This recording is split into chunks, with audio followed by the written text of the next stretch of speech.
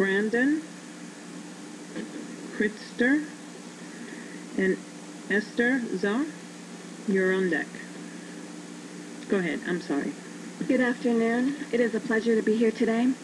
I am the founder and director of Follow the Signs. I am also a former Big Tobacco marketing manager. The tobacco industry spends nearly $1 million an hour to market tobacco in the United States.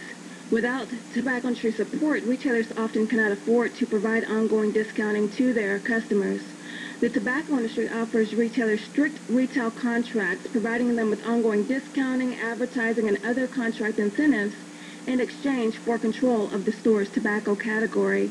Their tight control of the tobacco category often leaves retailers feeling intimidated to discuss and or reduce excessive tobacco marketing in their own stores.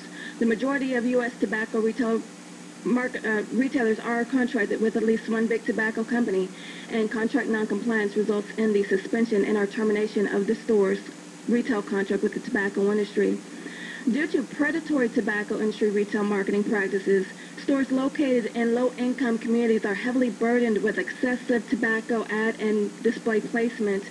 Their storefronts are often covered with tobacco advertising. These stores receive higher quantities of more high-profile tobacco displays.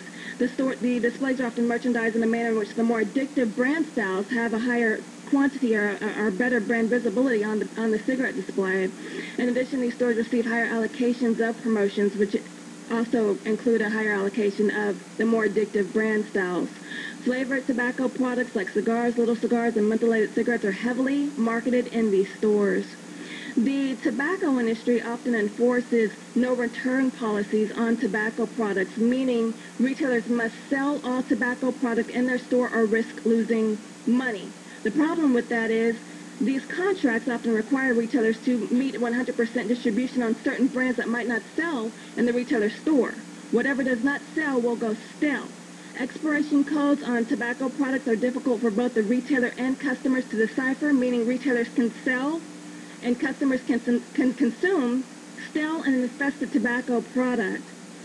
The proposed New York City tobacco control, New York City bans will restrict the tobacco industry's ability to use discounting as incentive to lure retailers into contracts and therefore manipulate the marketing in their stores.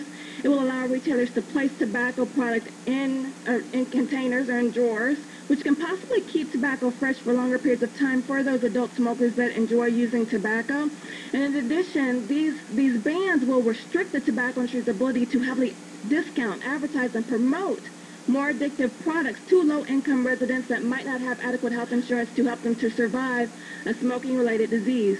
Retailers do have the right to sell tobacco in a responsible manner that does not harm the public, but the tobacco industry's tight control over them is definitely an issue.